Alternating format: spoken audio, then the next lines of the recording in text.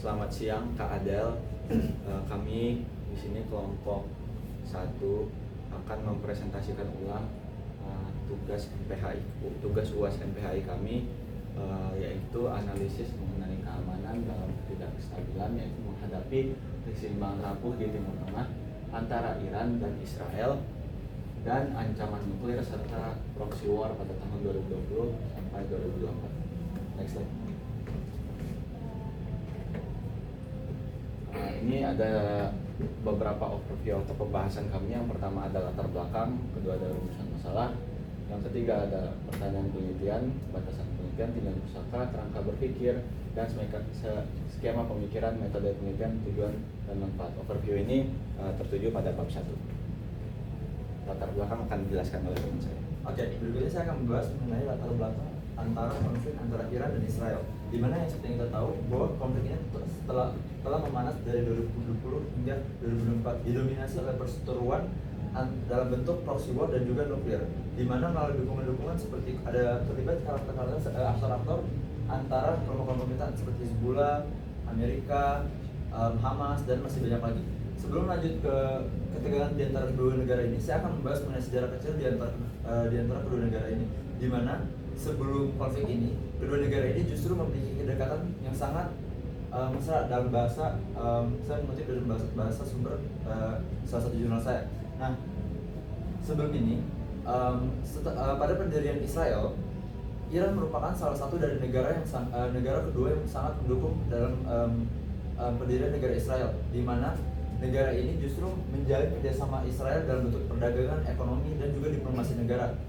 Hal ini juga bisa dapat kita lihat di mana Israel dan Iran ini sendiri sangat berbagi dalam bentuk kerjasama diplomasi, di mana mereka membentuk sama-sama fasilitas diplomasi, di mana untuk Israel sendiri menempatkan fasilitas diplomasinya di Teheran, yaitu di wilayah Iran, sedangkan untuk Iran sendiri menempatkan salah satu fasilitas diplomasinya di wilayah perbatasan Israel. Nah, dalam diplomasinya ini sendiri, alasan hal ini pada saat itu adalah karena Israel sendiri ingin menjalin kerjasama yang kuat dengan Iran agar dapat melindunginya dari tolakan negara-negara Timur Tengah yang pada saat itu sangat menolak pada Israel, dikarenakan Israel itu sendiri sangat memiliki pengaruh dan imperialisme Barat. Akan tetapi hal ini sendiri berubah pada tahun 1979, di mana hal ini sendiri pada saat itu terjadi revolusi Islam yang dipimpin oleh Ayatollah, yaitu salah satu anggota politik di Iran pada saat itu. Revolusi ini singkat cerita terjadi dan juga berhasil menggulingkan pemimpin Iran sebelumnya, yaitu Shah, yang pada saat itu sangatlah condong menerima dukungan dan juga sangat memimpin Iran pada fokus pengaruh Barat. Ketika Ayatollah berhasil mengambil alih pengaruh Shah pada saat itu, Iran kemudian berbalik untuk melawan Israel dan memutuskan semua hubungan kerjasamanya.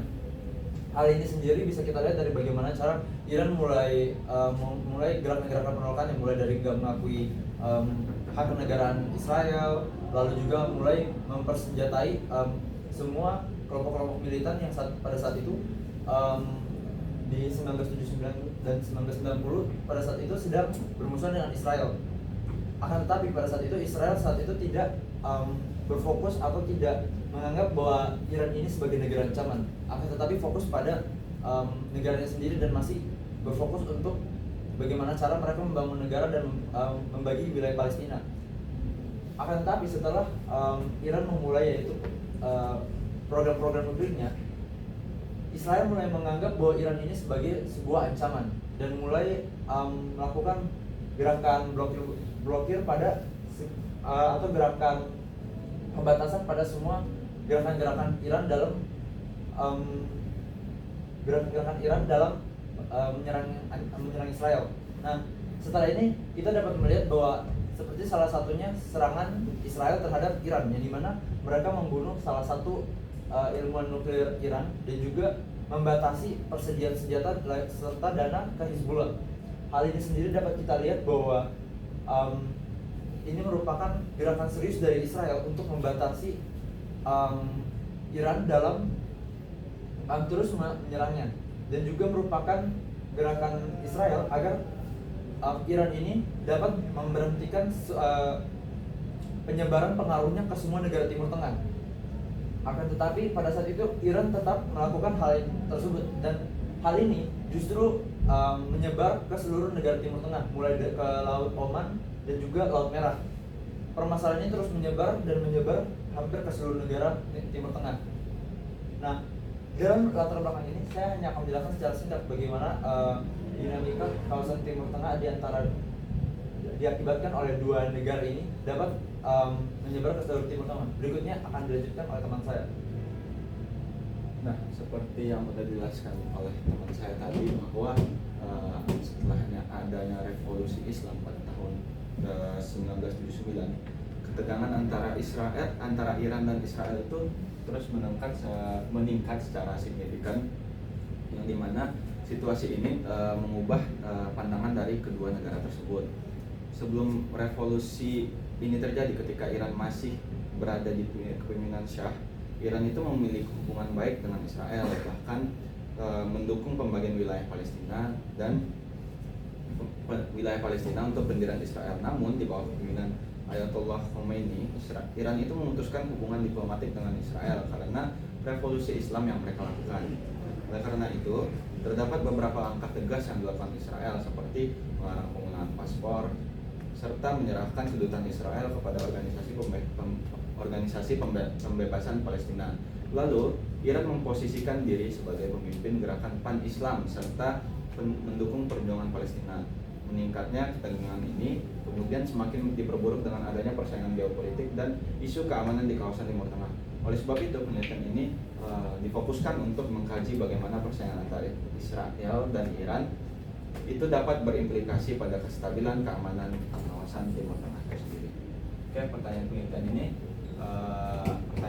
kita yaitu bagaimana persaingan kekuatan antara Iran dan Israel itu berdampak pada stabilitas keamanan wilayah regional di Timur Tengah. Penelitian akan Oke, berikutnya untuk batasan penelitian ini kita sangat berfokus pada batasan yang telah ditentukan, yaitu penelitian di tahun 2020 sampai dengan 2024 dengan menggunakan metode kualitatif. Penelitian ini akan berfokus pada analisis literatur yang bersifat jurnal, akademik, laporan resmi, dan juga buku serta artikel. Penelitian ini juga berfokus hanya untuk mengkaji faktor geopolitik antara Israel dan Iran di Timur Tengah serta keamanan regionalnya yang telah menyebabkan ketegangan antara Iran dan Israel. Oleh sebab itu, penelitian ini juga hanya berfokus pada kawasan Timur Tengah. Next slide.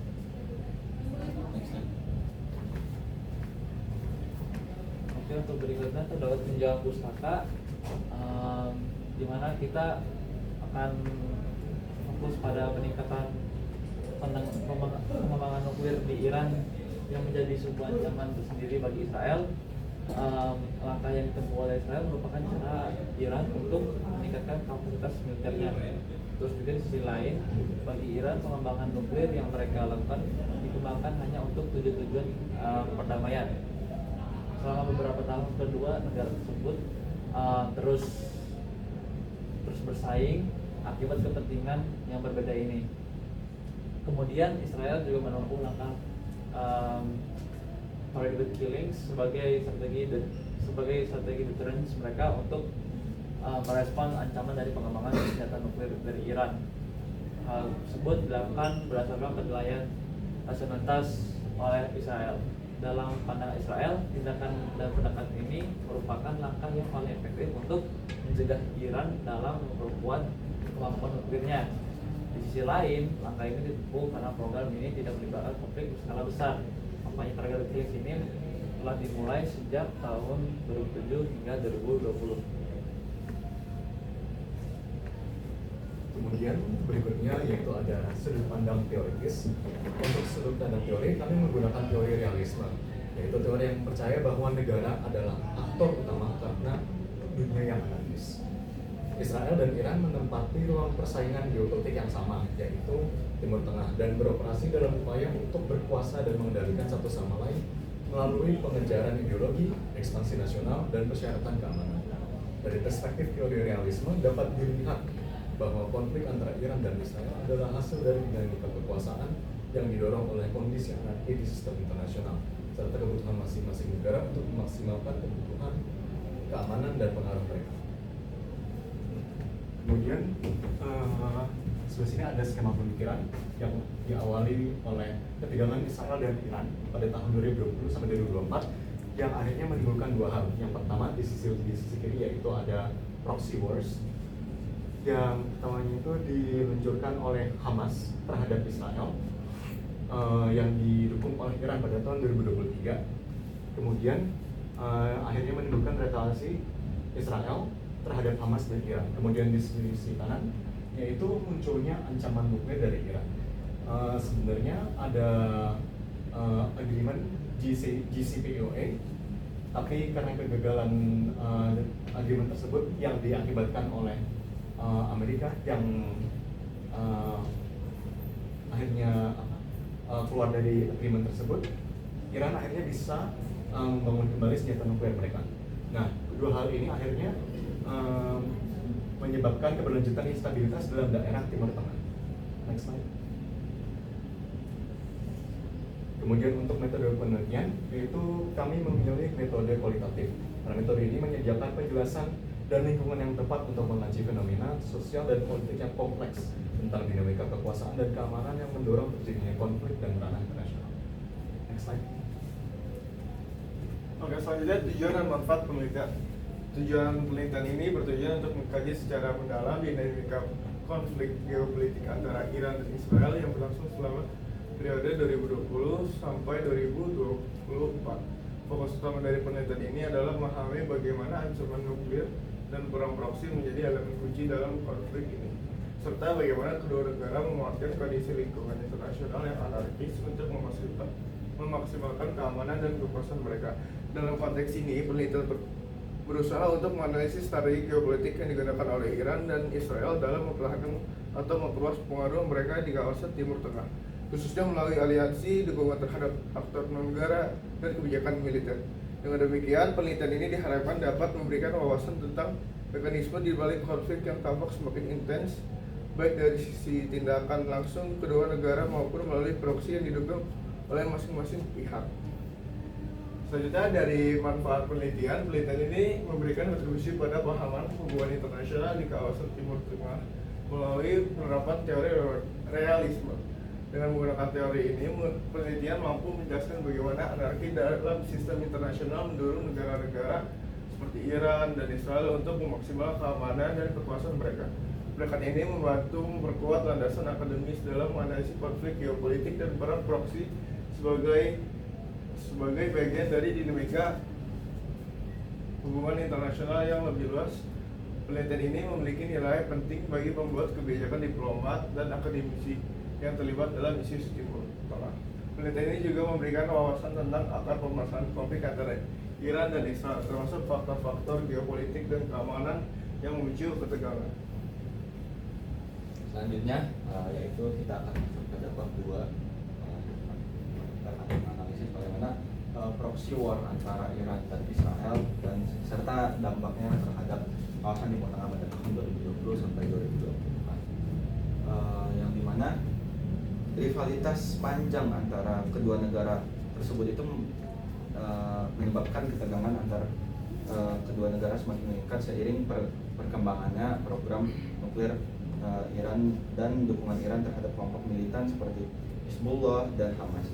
Iran sebagai negara dengan mayoritas Muslim Syiah dan Israel sebagai negara mayoritas Yahudi itu memiliki perbedaan ideologis dan geopolitik yang besar, yang mana itu memperburuk ke hubungan mereka. Israel memandang Iran sebagai ancaman eksistensial, di mana karena program nuklirnya yang dianggap berpotensi menghasilkan senjata nuklir. Sebagai respon, Israel melakukan serangkaian serangan militer terhadap fasilitas nuklir dan posisi militer Iran di Suriah. Puncak ketegangan yang terjadi pada April 2024, yaitu di mana Israel melakukan serangan udara besar-besaran terhadap kedutaan besar Iran di Damaskus.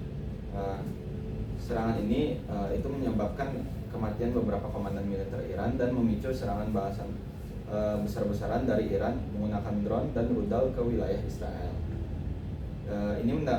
Hal ini juga menandakan pergeseran dari konflik tersembunyi menjadi konfrontasi terbuka, yang dimana menunjukkan eskalasi serius dalam hubungan kedua negara. Next slide. Selanjutnya ada bagaimana dampak terhadap stabilitas kawasan dari kedua negara tersebut. Yang pertama ada dampak geopolitik, yaitu adanya ketegangan yang meningkat antara Iran dan Israel itu dapat memicu konflik yang lebih luas di kawasan Timur Tengah, yang dimana itu melibatkan negara-negara besar yang memiliki kekuatan regional. Amerika Serikat dan sekutunya di kawasan tersebut, termasuk negara-negara seperti Arab Saudi, itu lebih cenderung mendukung Israel, sementara negara-negara lain seperti Turki atau negara-negara yang lebih condong pada Iran itu bisa terdorong untuk mendukung Iran. Yang kedua ada dampak ekonomi. Dampak ekonomi itu adalah Iran sebagai salah satu produsen utama minyak itu memainkan peran penting dalam ekonomi global, yang mana ketidakstabilan yang terjadi di kawasan tersebut itu bisa mempengaruhi harga minyak dunia, di mana kenaikan harga minyak akibat ketegangan ini berpotensi menciptakan inflasi global dan memperlambat pertumbuhan ekonomi, terutama bagi negara-negara yang bergantung pada impor energi seperti Indonesia dan negara-negara lain. Kenaikan harga BBM dan inflasi yang lebih tinggi itu memperburuk kondisi ekonomi domestik di negara-negara yang terpengaruh, atau yang bisa dibilang yang bergantung lah pada Iran. Yang kedua, bagaimana implikasi jangka panjang terhadap adanya konflik tersebut. Yang pertama ada stabilitas regional. Salah satu implikasi jangka panjangnya disebutkan adalah potensi terjadinya perang terbuka antara Iran dan Israel, yang mana itu dapat mengubah peta kekuatan Timur Tengah. Jika ketegangan ini terus berkembang tanpa ada upaya diplomatik untuk meredakan situasi tersebut, konflik itu dapat berpotensi menjerumuskan kawasan ini ke dalam medan perang, ke dalam perang besar yang berdampak pada stabilitas politik dan keamanan di seluruh kawasan Timur Tengah. Perubahan keseimbangan kekuatan yang dihasilkan oleh perang ini dipengaruhi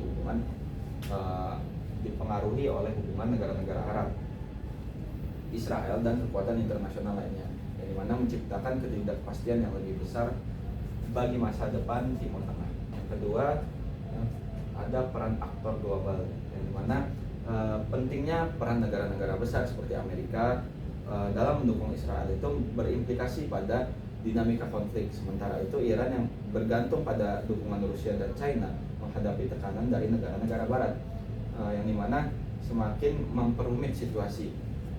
Terlibatan Rusia dan China itu dalam mendukung Iran dapat menciptakan ketegangan yang lebih lanjut antara kekuatan besar, yang dimana itu semakin memperburuk situasi geopolitik dan memperpanjang ketegangan global. Ini menandakan bahwa konflik ini tidak hanya berpotensi memperburuk stabilitas kawasan, tetapi juga melibatkan permainan kekuatan internasional yang lebih luas. Oke, untuk berikutnya terdapat konsep security dilemma atau balance of power dalam melihat proxy war antara Iran dan Israel. Yang sudah jelas yang kita telah kumpulkan adalah terjadinya perebutan hegemoni di suatu kawasan, yaitu di Timur Tengah. Nah, hegemoni ini direbut dengan pihak Barat seperti Amerika dan juga pihak internal seperti Iran ini. Sudah jelas bisa dilihat bahwa Iran ini merasa terancam dengan implementasi ideologi Amerika terhadap negara-negara kawasan Timur Tengah seperti Israel, merupakan ancaman terbesar Iran pada saatnya. Nah, di mana sejak tahun sekian terbentuknya aliansi dan proxy war regional di kawasan Timur Tengah. Nah, untuk proxy war yang dilakukan oleh Iran adalah dengan merekrut pihak Lebanon seperti yang sebelum tadi di-mention oleh teman saya, dan juga Hamas, dan juga jihad Islam lainnya seperti Hamas. Aliansi ini dapat juga mengubah keseimbangan dan kekuasaan regional dalam mengurangi superioritas strategis Israel.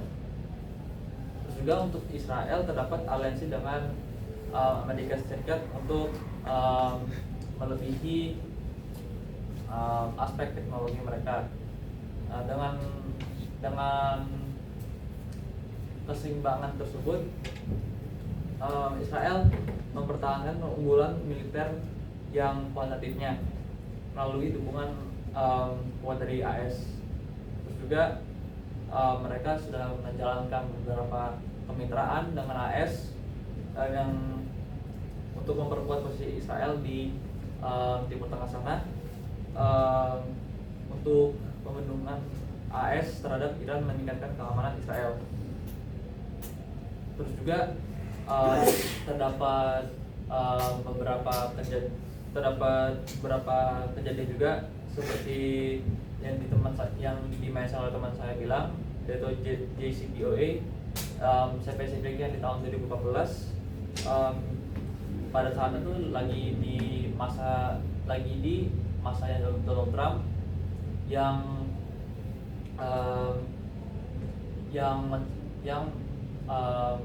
mengeluarkan kesepakatan bahwa Iran akan memprolifikasikan nuklirnya. Sementara dengan tidak terlibatnya lagi Trump dalam JCPOA menimbulkan kesinggungan bagi Iran. Setelah itu bisa dilihat dengan perjanjian Abraham atau Abraham Accords, di mana Amerika berfungsi sebagai broker untuk menyatukan negara-negara Teluk di Timur Tengah. Nah, itu terjadi pada 2020 yang semakin mengisolasi kekuatan dan superioritas Iran. Iran melihat perkembangan tersebut sebagai ancaman yang langsung, sehingga meningkatkan dukungannya bagi kelompok militan dan mempererat kemitraannya dengan faktor-faktor eksternal yang disebut sama teman saya sekilas Cina dengan Rusia. Terus juga program rudal dan balistik drone di Iran juga juga melambangkan balance of power yang terdapat di konsep tersebut, seperti pengaman rudal di UAV dan senjata-senjata disalurkan oleh kelompok proksi ke Hezbollah dan lainnya untuk mengubah dinamika kekuasaan regional yang menyediakan daya tangkal asimetris ini.